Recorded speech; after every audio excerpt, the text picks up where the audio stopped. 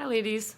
So I'm here to respond to the teaching that Mike shared with, or that Jody, I guess, shared with us, that Mike had done on Monday.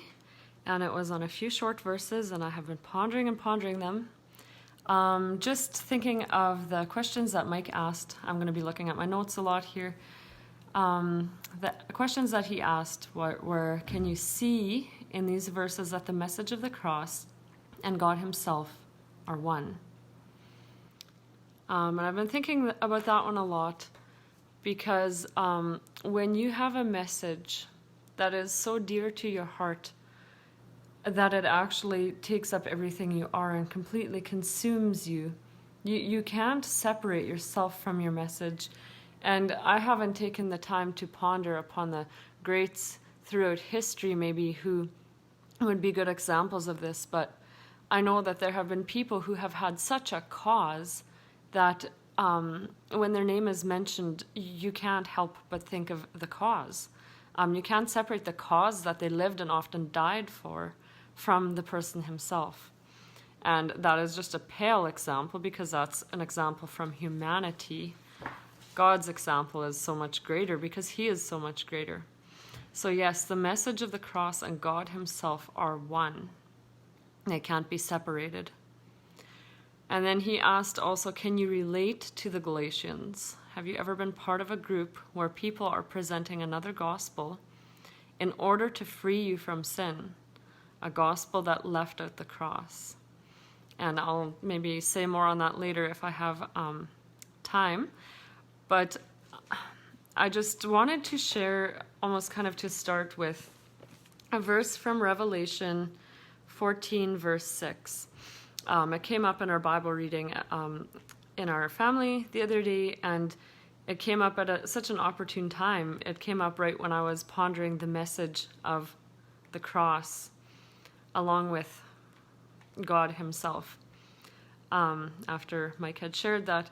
And so this verse says, I saw another angel flying in midair, and he had the eternal gospel to proclaim to those who live on the earth, to every nation, tribe, language, and people. He said in a loud voice, fear God and give him glory, because the hour of his judgment has come. Worship him who made the heavens, the earth, the sea, and the springs of water. And I guess I just loved how it said there, and he had the eternal gospel to proclaim. I love that the gospel is eternal. I love when I read in Revelation and it talks about, John so often sees the lamb who was slain from the creation of the world. It happened in a point in time as far as Earth's timeline goes, but it was always there. It was always God's plan, and because he is not limited to time, we can truly say that from the creation of the world until the consummation of the world, or however, when it ends, the gospel will always be the core message and at the center of everything that God is. And throughout all eternity in heaven, I can see that we will be worshiping the Lamb who was slain to bring salvation, to save us from our sin. So even in heaven, we recognize the gospel, Jesus, the message of the cross. And that is just mind-boggling and astounding for me to think that God in his grace allowed my mind to comprehend the message of the cross. I am eternally thankful for that. So in Galatians 1, 6 and 7, Paul is astounded. He is shocked that the people who responded to the gospel are turning from it. But he doesn't, like Mike said, he doesn't say they're turning from just the gospel. In turning from the gospel, they are turning from God, who called you in the grace of Christ. And it just made me ponder the grace of Christ as well. So we know that it's God's grace that was bestowed on all who believe through what Jesus did. And so the grace of Christ, as he hung upon the tree for us, his enemies at that time. Undeserved yet given this gift, saved by grace. There's a song that I love to sing. It goes, saved by grace. Oh, I've been saved by grace. It's not what I deserve, but I'm saved by grace. Oh, and part of it also says, my name is in the book of life and my sins are washed away. It's a beautiful song. It's happy and it just always makes me so thankful.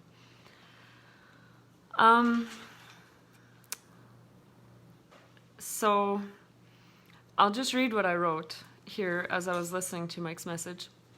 Knowing that God calls us by the grace of Christ who took my sin upon himself so he could set me free, to give me life and peace and right standing with God himself for all eternity.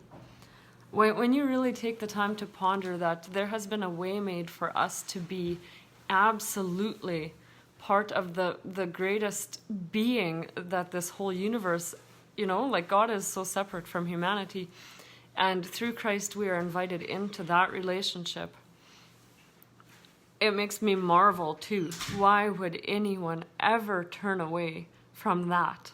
Why would we desert God who gave himself so richly? That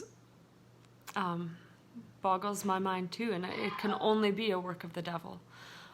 It can only be a work of what it says here. It says, there are some who trouble you and want to pervert or corrupt the gospel of Christ. These would be people that are very anti-Christ, very, very against him. They're using a different message, but proclaiming that it is a good message, maybe even proclaiming that it is the same message, proclaiming it maybe from the pulpit in some church that professes to worship Jesus Christ. I often think of, in its like simplest form often for me, the word perversion or to pervert something is often attached to sexual. God created this beautiful gift between a man and a woman, sexual intimacy, and the world just continually perverts it, corrupts it, changes the message of what sex should be. And I see the same thing here. They are changing the message. They are twisting it. They are turning it into something that brings death instead of life. And yes, I have been part of a group where people present something so tricky that it seems to be the true message until you get to know the true message so well that you can see the twisting that is happening. And sometimes I don't even know if people realize at all that they're doing it. And I think that must be because they are not familiar enough with the real thing that they even recognize the falseness of what they are offering when they are offering a works-based program that makes you work on your own righteousness. So often people work so hard, and that is what I have struggled to see. It has been a hard journey for me to, and I'm still on it, to become free from works and to rely fully and completely on faith in Jesus Christ is what saves me. I think I can quickly find a verse, yeah, and then I'll be done because I'm already over. Some of the people that I have grown up with and been, I guess, surrounded by in my life are not that different, sometimes I feel, than what Paul says here about the Israelites.